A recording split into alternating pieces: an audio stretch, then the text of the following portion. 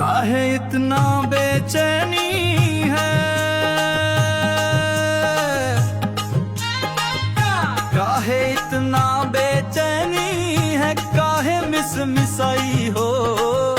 भाजपा के चाकर हो या सच में ईसाई हो, भाजपा के चाकर हो या सच में ईसाई हो।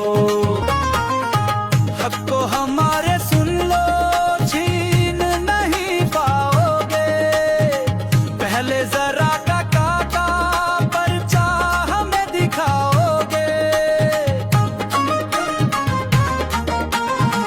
हम तो यहीं के थे और यहीं के रहेंगे ही, तुम ये काला काम करके कहाँ मुंह दिखाओगे।